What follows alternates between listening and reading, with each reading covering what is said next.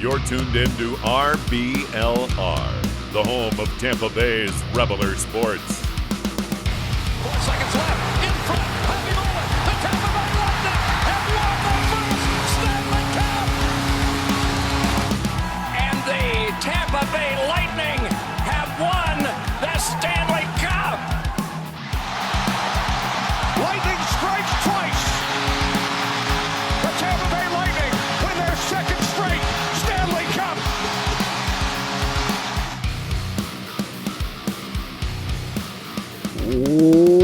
Welcome back to RBLR Lightning. As always, my name is Jake Ricker, and alongside me is my good friend and co-host, Matt Gannon. Matt, welcome back. We've got some more Lightning hockey to talk about. Some good, some bad, some not so great, but hey, season is officially underway, and we are getting the ball rolling now. How you doing today? I'm just happy to be here. Again, always excited. We're early in the season with a little tumultuous run real quick, but you know, it's not anywhere near time to hit the panic button. Don't worry quite yet. We've had some rough patches, and you know what? I'd rather start off a little shaky than, ending a little shaky. So, again, I'm just excited to be here, excited for some more Bolts hockey coming up. You got to shake the dust off. You got to get those bones all loose again. So, again, I'm excited. Hey, listen, the listeners at home can't see this, but Matt's rocking his Lightning jersey. He's got his Lightning Cowboys hat in the background over there too. He's ready to go. He's excited that Lightning hockey is back. So let's get right into it and let's start talking about what's been going on this week. The first thing we have to start off is kind of some weird news, but it's an update to the Ian Cole situation. So for those of you that don't know, I think it was a week ago now at this point, Ian Cole was accused with some allegations, some sexual assault allegations by an anonymous user, or not an anonymous user, a user on Twitter, and then the Lightning suspended him pending the investigation. He has now come out and said that they are done with the investigation, and Ian Cole has been reinstated. So some kind of surprising news here.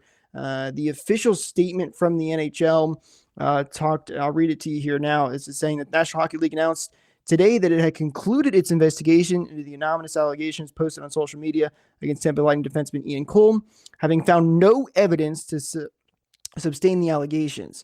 They mentioned also in their statement that they tried to reach out to the person that accused Ian Cole multiple times and were unsuccessful. They talked to Ian Cole a couple of times. They worked with public police records and weren't able to get any evidence to suspend him. So that means Ian Cole's back. The Lightning did also reinstate him because of the end of the investigation. And he, I believe, is going to be expected to be playing on the Lightning's home opener on Tuesday night. So some shakeup coming up to the defensive core here for the Lightning. And I was looking at comments, which is something you should never, ever do, because especially on social media. But Matt, I want to get your thoughts on this because it seems like fan bases are pretty split. I've seen a lot of people, giving the NHL a hard time, saying that they didn't do a good enough job of investigation. I've seen people saying, if the person's not getting back to them, what are they supposed to do here?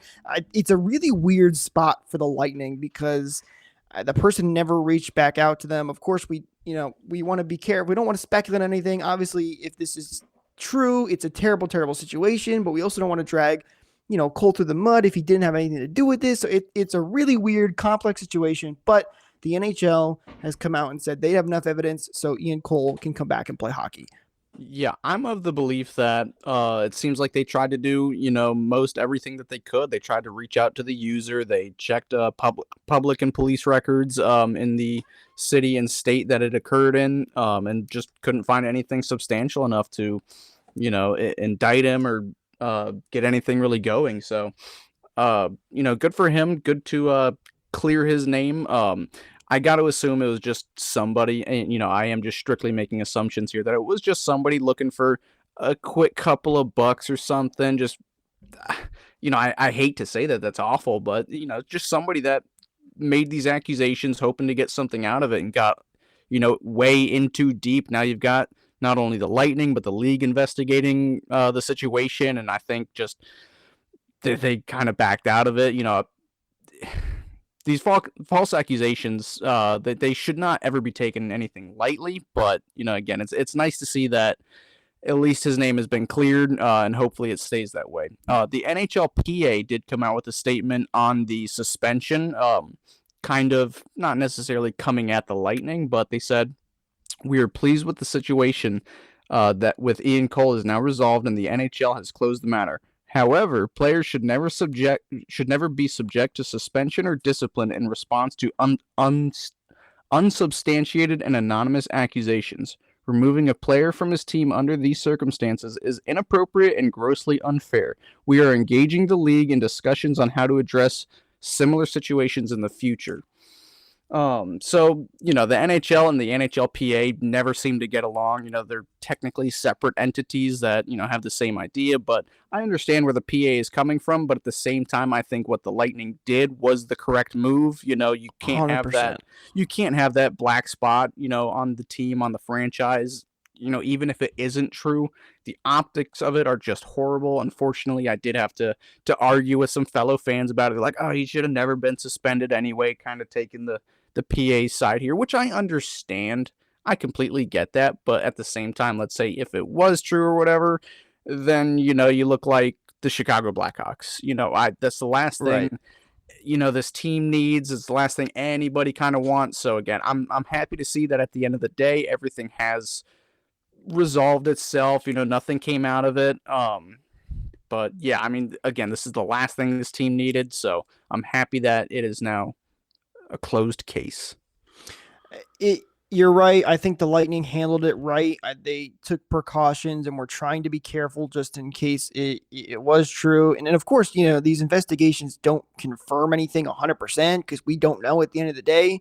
But it does seem better for Ian Cole. So that's the good news there. It was weird though, because I know a lot of people were mad. Like the NHL called the person anonymous in their statement, but yet she had her name on Twitter was Emily Smith. So that was I thought was a little weird. And then also people were giving a real hard time to the NHL because I know they responded to that tweet and said, "Please DM us." And people were assuming that was the only form of them trying to get in contact.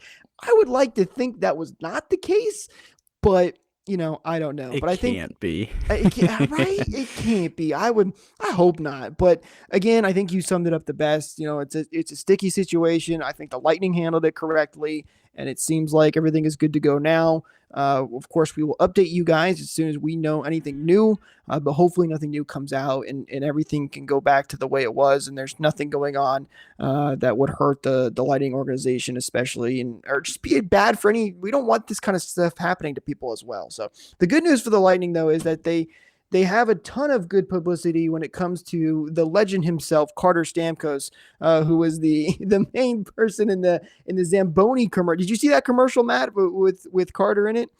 Was it the one? Was it the commercial? Because I saw they got Carter a little Zamboni thing. They were driving it around the ice at Amalie Arena. You're right. I'm mixing them up. There was the Zamboni. We've had plenty thing of Carter the content, posted, and then it was an insurance commercial they did with Stamkos and Hedman, which was also pretty funny. Yeah, both. All the Carter content was top notch. It was A1. I think a lot of people were focusing on Carter and his little mini Zamboni, but we also got to see the Captain Stamkos driving his own Zamboni. I thought that was actually, kind of It was awesome. Little bit of a hidden gem. But the commercial itself, Stammer chirping Hetty there. That was a great commercial in and of itself. So I'm surprised that one hasn't taken off quite yet. Yeah, it was a great commercial and it's always nice to see that kind of stuff to help get that Lightning name out there and building that brand recognition, because that commercial is being played on everywhere by the NHL. I saw it on a couple of national games. I think I was watching like the Blackhawks and Red Wings or something. I don't remember who it was. It was two random teams that aren't the Lightning, and that commercial was still playing. Granted, that might have been because I'm watching from Tampa, so. But nonetheless, it was a great commercial and some good publicity for the Lightning. But sticking on the defensive side of things, the Lightning did recall Nick Perbix up to the NHL team. and he is currently with them and is taking line rushes as well. So I wanted to bring this up and get your thoughts on this, Matt. I believe Cal Foot is currently dealing with a minor injury right now. I haven't seen an official word on what it is. He was not on the ice for practice yesterday or this morning as well. So it seems like he's dealing with something, and I believe that's why Perbix is up, just in case somebody isn't able to go. I don't think he'll start, but he was taking line rushes with the Lightning, so we're going to see a very different defensive core starting against the Flyers in the home opener. Yeah, I saw another move they made a couple of days ago. They called Trevor Carrick up and then they sent him back down the next day. And I think that was also just kind of precautionary measure just to have, a healthy scratch, ready to play if need be, because they called him up before the Ian Cole situation was resolved. And after it was resolved, they ended up sending him back down. So it is a little bit of a confusing move. I haven't seen anything from Cal Foot that says, or like there's nothing that really stands out to me that I can't remember if he got injured on a certain play or whatever, but which kind of sucks because, I think he's actually been playing, rather well for, just the small sample size that we do have, in my humble opinion. So I don't know. It's an interesting move. I don't think Perbix has any NHL games underneath his belt. I wouldn't expect him to be in the lineup anytime soon, but it's something to keep your eye on. So the defensive pairings as of right now was Hedman and Cernak. It was Sergachev, and then Perbix and Fleury were mixing in, and then it was Cole and Myers, which is interesting to me because I really love the Fleury-Myers pairing. In the last couple of games, I thought both of them played very well, especially for the level that they're considered to be. They're both kind of fringe defensemen. So it's kind of disappointing to me that pairing's going to be broken up. I thought they played pretty well. Maybe they'll do better playing with some veteran guys on this team as well. And then Ian Cole, of course, taking that spot down at the bottom as the sixth defenseman. And again, it'll be interesting to see once, you have Cal Foot back fully healthy, do they rotate that sixth defenseman? Does Cole come out, or is it Myers or Fleury? I don't know how they're going to really handle that. Maybe we'll kind of see how all these guys do over the next couple of days, and then depending on who plays well and who doesn't, maybe that's what will determine how that defensive core changes. But we don't have a solid top six, I think is what I'm trying to get at here. Is it's going to look different over these next couple of games. But at the very least, I've been very happy with Fleury and Myers, and I hope I continue to see them in the NHL lineup so far. I wouldn't get attached to any forward or D lines just because it is so early in the season, and John Cooper, at any moment of the night will take out his patented Stanley Cup blender and throw these lines in a mix. So I wouldn't get attached to any of these lines. If some are working, like I know you were talking about the Fleury and Myers pairing, and I think you're correct saying that they've looked pretty good so far. I'm gonna completely agree with you there. But again, the first half of the regular season is always just kind of an evaluation period.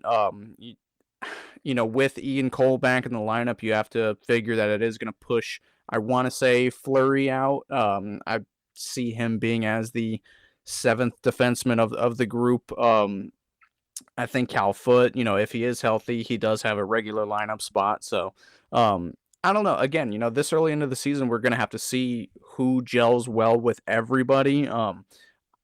Obviously, things are going to get shaken up a good bit, for better or for worse, but I don't know. I really agree with you. I've liked what I've seen so far from Myers and Fleury, so it will be a little upsetting to see that broken up sometime, if not, this next game against the Flyers, but what are you going to do, man? John. Hey, if it works out for the better, that's great. Maybe and that's the case it'll be. But Coop knows best. Exactly. Cooper's the one, obviously, and the coach is there seeing those guys practice and play right up front. And he knows a lot more than we do as we're sitting at home watching these games.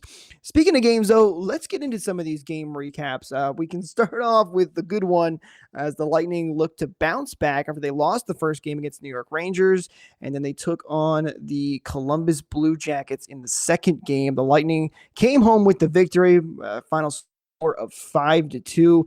And Matt, this was a pretty darn good game for the Lightning. Started off a little shaky with, again, the power play having a major issue with, I don't know if they realize that they're on the power play and they think they're on the penalty kill or something like that, but Vasilevsky had to come up, make a couple of big saves. But then from the second period and on, it was basically all they pretty much dominated the rest of the way and secured that win and got the 5-2 victory. So very happy with the Lightning's performance against Columbus. Yeah, I don't mean to get ahead of schedule here, but it seems like the Columbus game and the Pittsburgh game were completely opposites of each other. Just in terms of how both teams played. Like in this Columbus game, we did come out a little flat-footed. Johnny Gaudreau, he got the first goal, and there was just no real momentum for either side, but just kind of a feeling out process. But once the second and third period got along, I mean, Vasilevsky, he really held down the fort, and just the rest of the team really kind of found their groove in that Columbus game. And again, they're not a bad team, they're not a great team either, so it's going to be easier for a world-class team like the Lightning to really get in their groove. But I think as the game went on, just everybody seemed to, take it up a notch. You could tell that guys were a little more passionate, a little bit more of a buy-in in that game. And again, I don't mean to get ahead of myself, but it seemed to have disappeared in the next game. Yeah, and it kind of felt like that Johnny Gaudreau goal was maybe a wake-up call for the Lightning. It's like, holy crap, we're already lost our first game. Columbus just scored immediately. We're not playing good. Let's get things going. They ended up coming out of that first period with a 3-2 lead.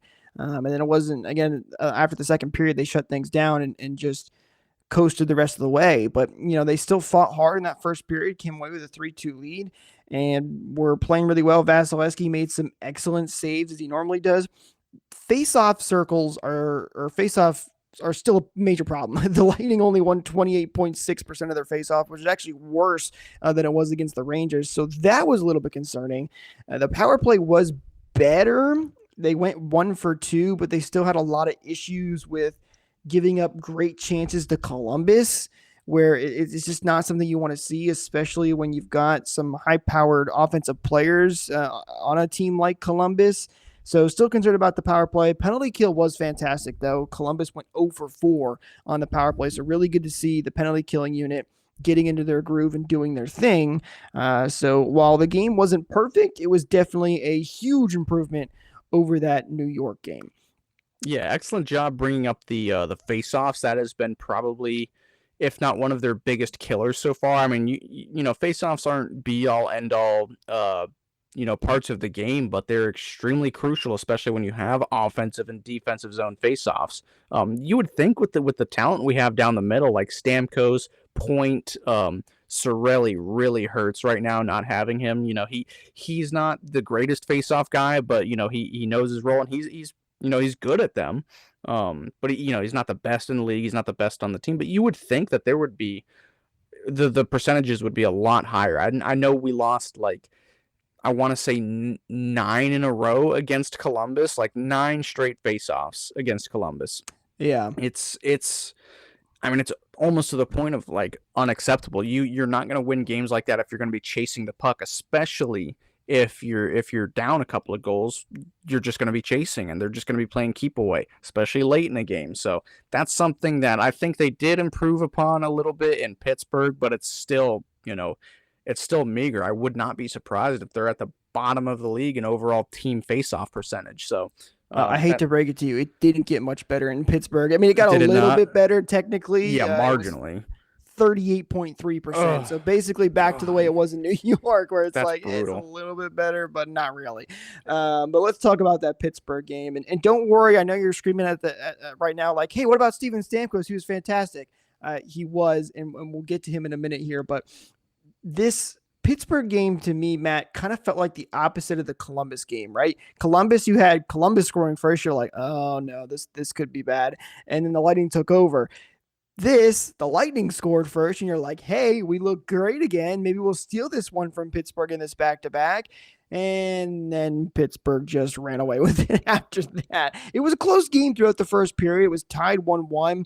And then even the second period, Pittsburgh did score and take the lead, but it's only 2-1 going into the third period. You're thinking, all right, let's get one back quickly here, and we've got ourselves a hockey game. But it was the third period where Pittsburgh really took off and just ran with it. Defense just kind of broke down completely, was not playing well. It could not get sustained offensive zone pressure.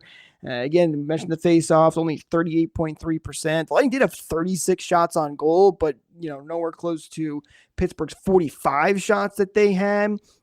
And it was a rough game overall for the Lightning. I do want to give credit to Brian Elliott, though. Despite the 6 goals scored by Pittsburgh, I thought Brian Elliott played a really good game. He made some excellent saves. And listen, when you're left out to dry multiple times throughout the entire thing, you're going to have some goals scored. And there were some beauties scored by the Pittsburgh offense. So I know 6 goals looks bad on the surface, but I think when you really sit down there and watch the game, I thought Brian Elliott played well. I think both our goaltenders have been fantastic. It's early. Elliott's only played 1 game, Vasy 2 games, but I really liked what I saw from Brian Elliott once again. He gives the Lightning a chance to steal these types of games and win them. Again, going into this end of the second period, the Lightning were in the game, and many people may have said that wasn't going to be the case when they saw Brian Elliott was starting, but he played really, really well. What about you, Matt? Yeah, I completely agree. Brian Elliott, he was the best player in that game. Throughout all 60 minutes, he really kept us in there until the third period, but that was just when the team, the defense kind of collapsed around him. I mean, if there's if you have a number of how many odd man rushes Pittsburgh had against us, I mean, it was too many to count. It would probably be 10-1. So again, yeah, Brian Elliott, he was nothing short of fantastic in that game. I know a lot of people are still kind of, not too sold on him. And it's honestly kind of thematic of last year when you consider that, Elliott, he didn't have a great start, but what we could tell was that the team wasn't really helping him out when he was in net. I mean, we've become so accustomed to Vasilevsky bailing us out that we should not have to put that onto our backup goaltender. It's one thing, doing it to your world-class best goaltender in the league, but not, 37, 38-year-old Brian Elliott. But unfortunately, fortunately, he kept us in there for however long, 40 minutes of hockey. Yeah. But again, it's just the team around him just did not, seem to care. They not everybody was there. There were so many breakdowns. There were bad rushes against. And another thing that's kind of getting unnoticed is the line changes. I mean, just through these 3 games, even some in Columbus, there were some really, really rough line changes, not only in the second, but in the third, like when you have the short change. In the first and third, you've got the short change. And there were so many lapses. I know there was one in... I want to say it was the Pittsburgh game. They were on the power play, and Victor Hedman, he got off the ice. He got off the ice and he left. No, it wasn't on the power play, but it was just they cleared the puck. It was going into the Pittsburgh zone, and Victor Hedman, he just went for a lazy change and left Cal Foot all by himself. And I don't think they scored on the play, but it was just something that really, really stuck out to me. Like, man, I mean, you have to be more aware. And that's really kind of the biggest thing I want to hammer home is the awareness. It seems like they're almost thinking, the Lightning, they're almost thinking like 2 steps ahead when it's, like, guys, you need to take it kind of second by second. You need to see the play developing in front of you. Don't get too overzealous. Don't think way too into it. And it really is starting to bite them. So I know, again, I'm a little rattled. I'm not mad. I'm disappointed, like my dad always says. But because we know they're better. We know John Cooper can whip them into shape. That there's a lot of players disappointed in themselves. There's players like Victor Hedman. I will defend him to the end of time, but I don't think he has had a really great start. He had flashes of brilliance in the Columbus game. but I mean, I think he's like a -5 right now. Plus minus is not a great stat to to really put a lot of stock in, but this early into the season, if you're that far into the negatives, I might be embellishing a little bit, but um, I know it's nothing great. So there's a lot Yeah, more to expect out of this team. Do you have it right there? I'm pulling it up now, but I'm glad you mentioned the line changes because that has been a major. I think it's happened in almost every Every game single so far. game, and it's not been good. That has been, and that's not normal for the Lightning. Normally it's other stuff. By the way, there was a too many men on the ice call on the Lightning against Pittsburgh, and I had many like panic attacks and flashbacks. I was like, oh no, not again. Can we not do this, please? Luckily, there was only one, and then Pittsburgh also took one, so it kind of all worked out there, and it wasn't too bad. Victor Hedman, by the way, so not as bad. What is it? Sorry, you cut out for me. He's a minus two. Hedman's a Yeah. -2, which is not great, obviously. But Pat Maroon, Cole Koepke, Pat Maroon and Bellemare are both -3s. They're the worst on the team. But again, it is early. It's 3 games, but you know what it is, Matt? It's the fan in you that you've been waiting all this time for Lightning hockey to be back, and then you're just seeing these weird things you're not used to after watching them play so well in the playoffs, and you're like, what is this? This is not the Lightning team that I'm used to here, and you kind of get a little bit of frustrated in there. But it is early. It's 3 games. I will cut them a little bit of slack too with the schedule. This start off this month is so weird. I mean, the Lightning played 1 game, had a 2-day break, played really good against Columbus, and then immediately on back to back, they have to go into Pittsburgh. That's tough. I mean, that's tough to do even for these great athletes. But before we get into the second half of the show here, where we start to look at some of the other stars of the week and then what's coming up here later, I do want to remind you guys, if you need some new merch, please be sure to go check out RBLR shop. The link is in the description. You can also use code BOLTS for 10% off your order. We've got some awesome stuff out there. It's not just Lightning merch either. It's the Rays, it's the Rowdies, it's the Bucks, it's all that good stuff. So go check out the link in the description. Go check out our shop on RBLR and go get yourself some new merch and use code BOLTS for 10% off your order.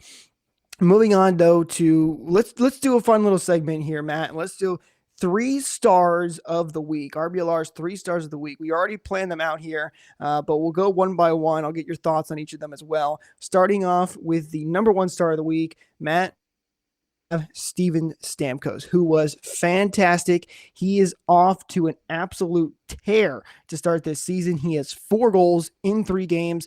I'm calling it right now. He's scoring 60 this year. He's my sleeper pick for the Rocket Richard Trophy. I mean, there's no denying that he has just continued exactly where he left off. He has been hands down the best player on the team so far, and I get it's only 3 games into the season, whatever. I'm gonna ride my guys. So, and he's not only been noticeable scoring, but he's been noticeable, away from the puck and forechecking. He's not the one-dimensional Stamkos people think that he is, not people that aren't fans of the team.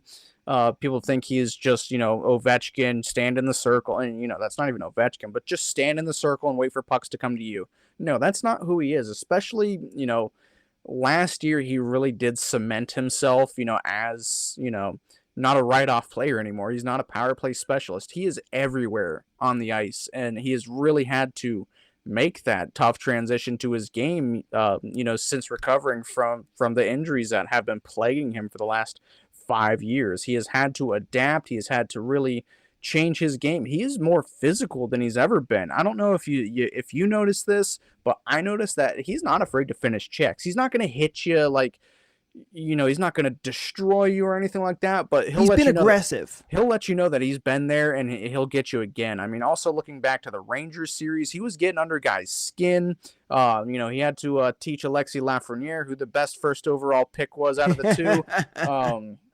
He's really not afraid. I mean, he'll drop the gloves when he has to, but he has just evolved as a player so much over the last 5 years. So again, he is 100% the owner of our Bolt of the Week first star. It's almost like Stamkos is one, and then even the second star that we'll get into is like way down. Like it's a major number one star for Steven Stamkos, and I love it. I mean, it was a year ago we were talking about people railing on Stamkos. The whole couple years ago, where's Stamkos thing? Stamkos has so many injuries before that cup run that we had, and he can't lead the team to a Stanley Cup, all that kind of stuff. And then he had that amazing year last year and totally shut up all of the haters. And I think this is him, saying that wasn't a one-time thing. I am still, a top player in the NHL, and I'm going to show everybody that I can still put up with, some of these top players like Austin Matthews and Connor McDavid. Who knows if this keeps up or how long it goes for, but from what we've seen in these first three games, Stamkos has been fantastic, and I only hope it continues here the rest of the way. Going to the number 2 star, though, Matt, we have selected Andrei Vasilevskiy as our second star. A lot of credit to him. I know he's only 1-1 on the season so far, but he made some excellent saves in both games. He was especially brilliant against Columbus. He's already had a couple of saves that you're like, wow, could that be the save of the season for him already? Because, stretching those pads out, I don't know how he does it or how flexible he actually is, but it's impressive every single time you see him.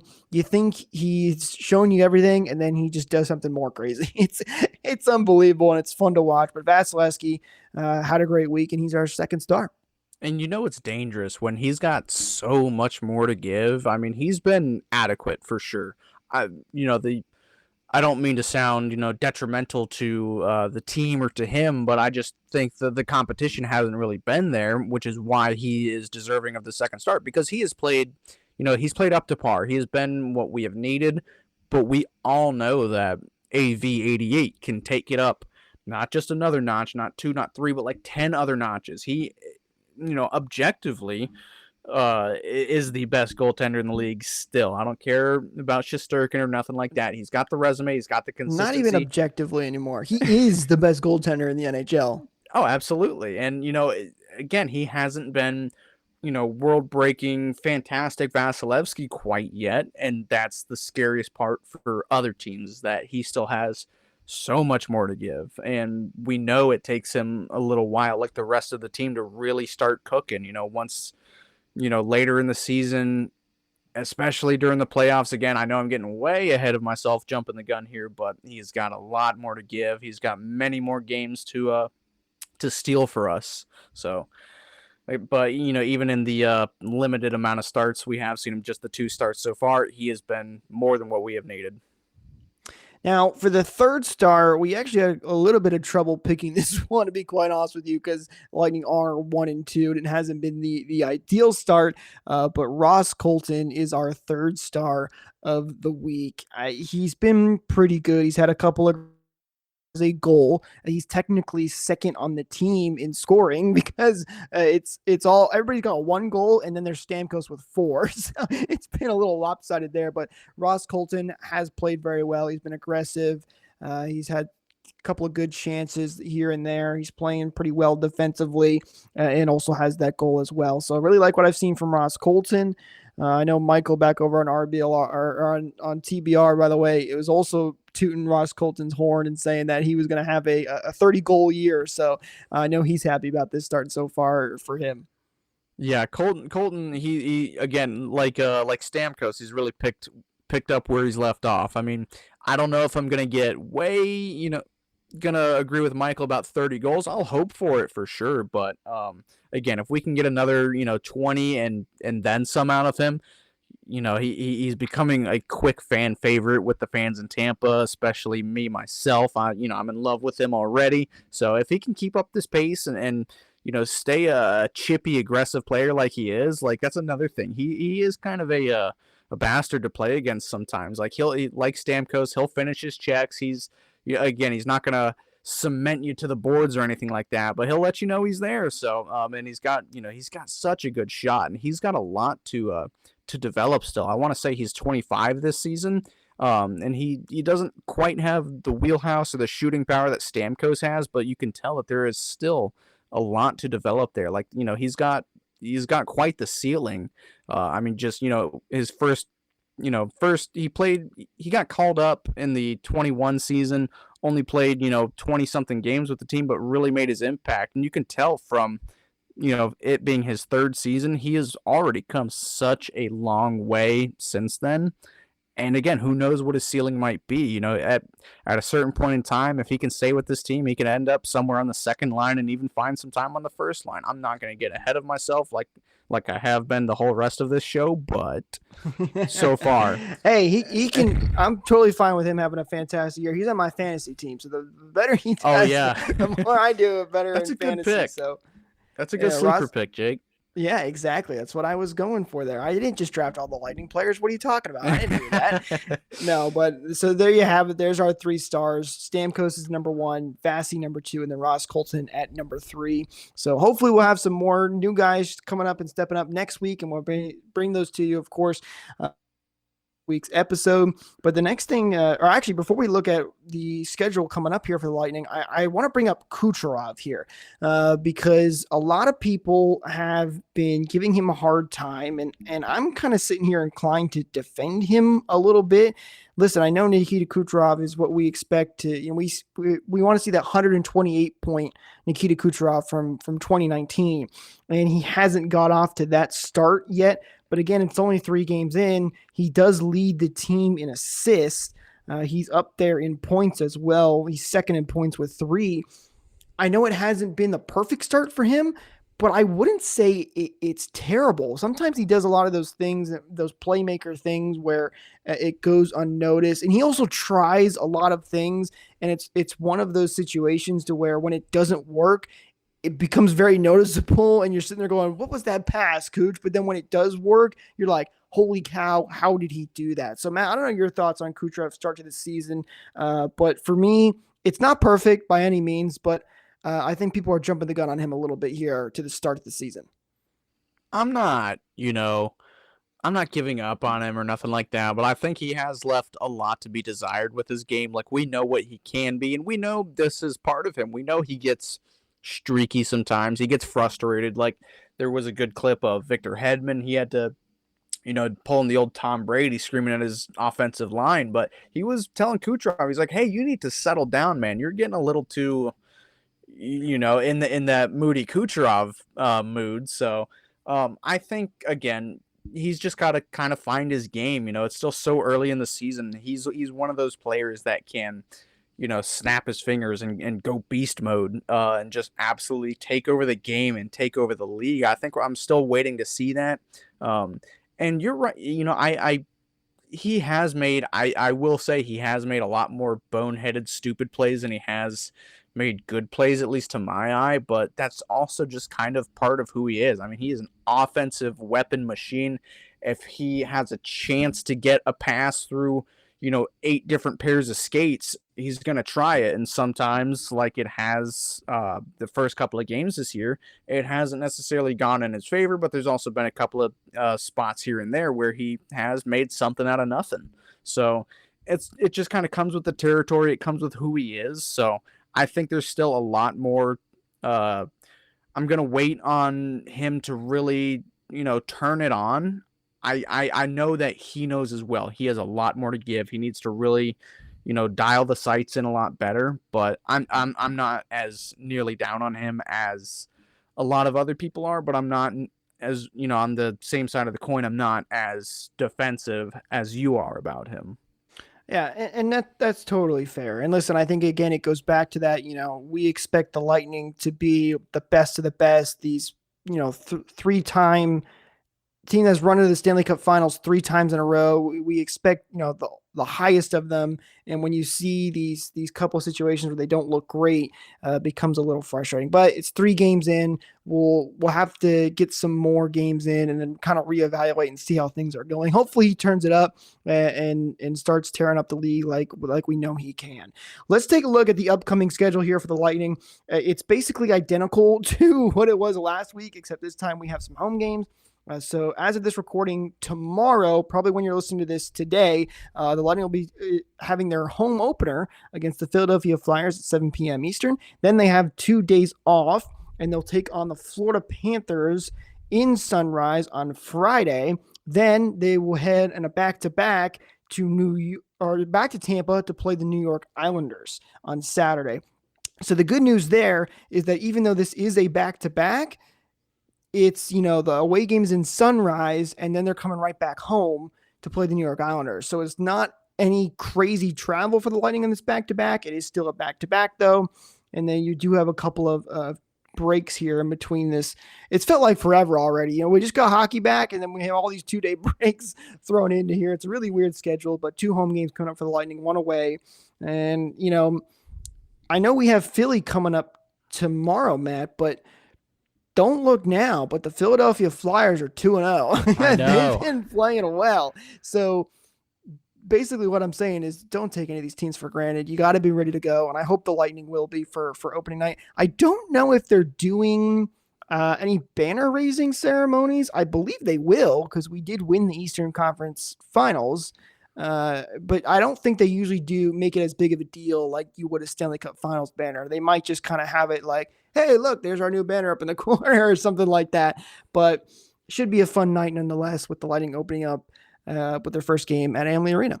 I'd be fine if they just had it up there and, made, Paul Porter or somebody, made a quick announcement like, hey, by the way, that's up there, the banner. You don't got to make a whole big deal about it. Right. Nobody cares about second place. I do, but nobody cares. So, yeah, I mean, you're right about the schedule so far. It has been a little funky. I know that we're on the road a lot in the first half of the year, which, some people don't like it. I technically, I prefer it just because, you're going to want all the home games you can get, the less amount of travel you can get in the back half of the season, keep your guys, rested more than the other teams. That's fine by me, but it is, kind of here, there, everywhere. So actually, it's almost a little bit of the opposite. I think there's the Lightning have 3 away games in November, and every other game in November is a home game. So they actually have a decent amount of home games coming up here in November. The next week, though, the Lightning have 3 away games, 2 of them being a back-to-back. So there's a little bit of a road trip there that might be tough for the Lightning. Mm-hmm. And talking about the Philadelphia game coming up, our home opener. I mean, first of all, as we unfortunately know, the Lightning don't do too great against John Tortorella teams. I mean, he can squeeze blood from a stone. He's John Tortorella. He can get all of his guys playing great. So 7-6 overtime game incoming. Yeah, no, that I'll guarantee you that one's not happening. But I can tell you that it's not going to be an easy game. I'll tell you, we need to win it. I'm sure we will win it, but I can almost guarantee you that it's not going to be an easy win. They've got plenty of pot stirrers and face punchers. We're gonna have to watch out in that game. It's not going to be as easy as some people might think. So.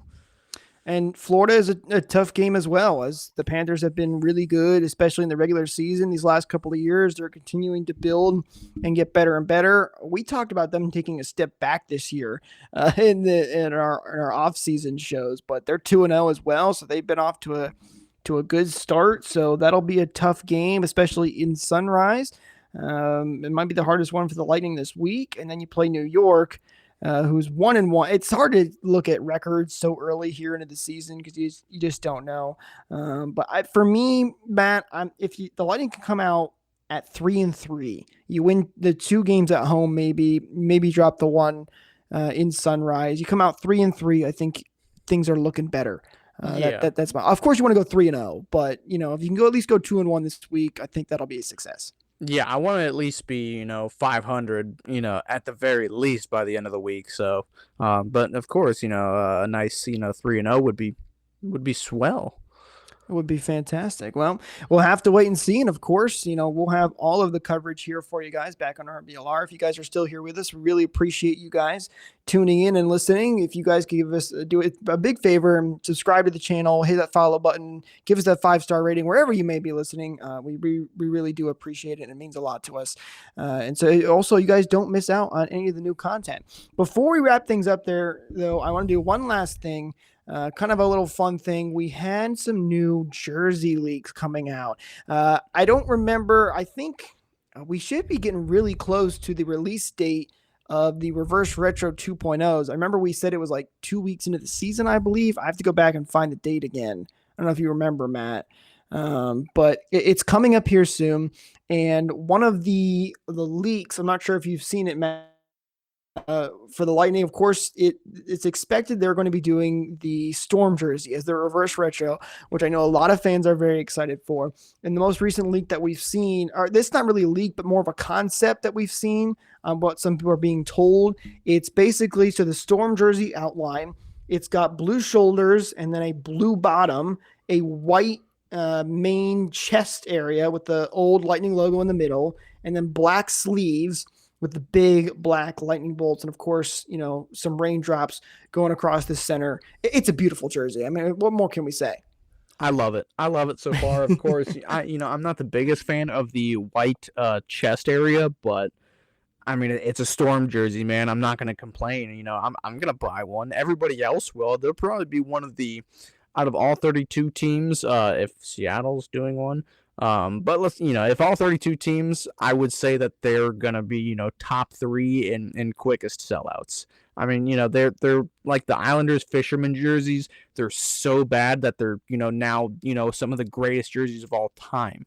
So that's my theory on them. I love them because they are just so horrendous. It's something you would see in like a, your men's league team or something. So I'm all for them. I love them to death. And I think that they'll kind of dethrone the old reverse retros which were great by themselves as well. So I'm super excited for them. Yeah, if that's what they are. I wasn't a huge fan of the concept when I first saw it. And again, this concept is based off of what some people are hearing. And of course, the source is Trust Me Bro. So I don't know how reliable it is, but they've grown on me a little bit here. And I do really like the white. I like the white and the blue for the waves. I think that looks really, really nice. Listen, the Lightning can't go wrong here. And there's been, if you look at comments, there's mixed reactions where some NHL fans are like, wow, these are hideous. And there were some Lightning fans that are like, what are the Lightning doing? We're better than this. I think people need to understand, though, because remember, the concept of this jersey is a reverse retro. What other retro jersey are the Lightning going to do? We're only on our 30th year this year. I mean, you could maybe go back and do that second jersey they had where there was the blue stripe and the lightning bolt, but it's a reverse retro, and this is supposed to be, just a fun. We know these jerseys are ugly. We know they are bad. They are supposed to look that way. We're trying to make them look a little bit better here, but keep in mind, this is not something that's like, hey, this is our brand. Look at, this is the franchise we want to be. This is more of here's a fun reverse retro to sell some jerseys and have some fun with it. So I'm excited to see what they do here and what they come up with it. And oh, by the way, Matt, I don't know if you saw this as well, new sponsorships. And I have to bring this up because Eureka, our producer, has been carrying the marching band, if you will, on Publix being the sponsor for the Lightning jersey ad. And there is a new sponsor with Publix. It is not a jersey ad, thank goodness. But the Lightning were putting up new signs outside the arena, and they're going to have the Publix Plaza, I believe is what it's going to be. I believe it's about outside Gate C, if I'm not mistaken. So there is a new little entrance. Yeah, wherever that correct. is. I'm not affluent enough for that. There is a new sponsorship with Publix, so they are having their little own thing. So I thought that would be funny to bring up. I could go on a whole rant about ads. I will save you guys from that. I won't do it this time because I think there's kind of becoming an issue with ads to where they're kind of overtaking things. I know there's been some complaints about the video ads on boards. There's been a couple of glitches with that as well, but it is what it is. As long as we get a good product on the ice and the Lightning are winning, I guess I can't complain too much. And still no jersey ads quite yet. No jersey ads. We are at least safe from that. We got to deal with the video ads thrown on the top of the glass and all that kind of weird stuff where they're going to put ads everywhere they can. And that, real quick, I'll just say it. That's my problem with these ads, right? It's not that. Like, yeah, the helmet ads aren't that bad. They're not that noticeable. If you put the really tiny ones on the jersey, they're not that bad. The problem is now that these teams know they can get away with this stuff, they're just throwing ads everywhere. It's all over the place. They got them all over the boards. Bally Sports is throwing them on the glass. Like, I'm trying to look for, my friend sitting in the first row. All I see is this giant ad for Publix. I'm like, stop it. Stop putting these ads on the product. It doesn't look good. So that's my hill that I'll die on. But I don't love the ads. It's too much. Stop it. I don't like them. But no jersey ads. So we can at least be happy about that. But I'm excited for the reverse retros coming out. Matt, anything else we want to talk about before we wrap up the show? No, I think we've covered a good bit. I'm kind of struggling to come up with something here. Again, all I can hope for is a nice 3-0 by the time we reconvene. Yes, sir. Dreams are free, so I'll keep it that way. So I'll let you have the last word. Thank you guys so much for listening to this week's episode as well. Don't forget to follow us at RBLR Sports on Twitter so you don't miss out on any of the new podcasts, especially for us and any of the other guys, the Rays, the Bucks, the Rowdies. Everything's in full swing right now. We've got, except for the Rays, unfortunately, but everything else is in full swing. The Rays are still doing their podcast, though, talking about the offseason, getting ready for what's coming up with future for the Rays. I know the Rays just released a little thing that you can go fill out on a potential new stadium. So maybe go check out those guys, see what they're saying about all of that fun stuff. But give us a follow at RBLR Sports on Twitter. Thank you guys for listening. And hopefully when we talk to you next, we'll have a 3-0 streak to talk about and some new reverse retros. Until then, we'll see you guys next time. Go Bolts. Thank you for tuning into this presentation by RBLR Sports. On your way out of the stadium, please remember to like and subscribe.